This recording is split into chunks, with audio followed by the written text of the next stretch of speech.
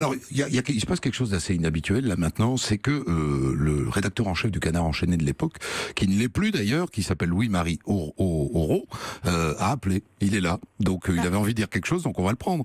Bonjour Monsieur Aurault. Bonsoir.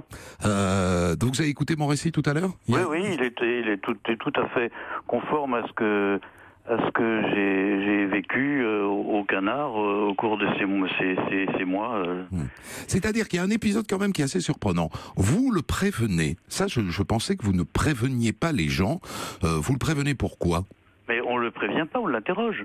Quand on a une accusation, enfin, ou une enquête qui révèle que quelque chose ne va pas, on contacte les gens, on leur demande leur avis, on leur demande leur version, et quelquefois il peut arriver que les explications font qu'il n'y a plus d'article. C'est la règle. Vous savez, quand François Fillon dit j'ai pas été au courant de toute cette histoire, de l'enquête, les premiers contacts qu'on a eus avec lui remontent à novembre. Il y a un article dans le Canard enchaîné. Avec lui ou avec Anne Méo?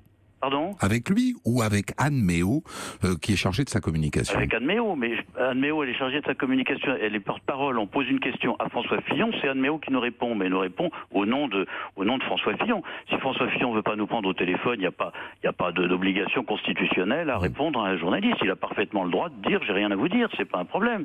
Simplement, nous, notre règle professionnelle, c'est évidemment de lui poser la question. Et donc, on lui pose la question, à travers éventuellement son porte-parole, son chargé de communication qui vous voudrez. Mais évidemment, il a été au courant dès novembre qu'on s'intéressait à F2 Conseil, sa société de conseil, et à ses émoluments et à sa fortune. Il était présenté comme le prochain président de la République de façon quasi certaine. Il ferait beau voir que le Canard ne s'intéresse pas à un tel personnage. Merci pour votre appel, Louis-Marie Aurault. Vous confirmez, Thierry Solaire, que Anne Méo, finalement, est au courant depuis novembre? Oui, j'ai appris d'ailleurs depuis, même à l'époque par Patrick Stefanini, que manifestement, il en avait parlé François Fillon, je crois, à Gérard Larcher, le président du Sénat, dès le mois de novembre. Et c'est vrai que c'est souvent il savait comme quand ça, vous cherchez des bouts, quoi. c'est ce que vient de raconter le rédacteur chef du Canard enchaîné de l'époque. Et manifestement, c'est vrai que c'est comme ça que ça se passe le plus souvent. Quand il y a des questions qui se posent, il contacte les gens intéressés pour savoir la réaction. D'ailleurs, c'est assez logique.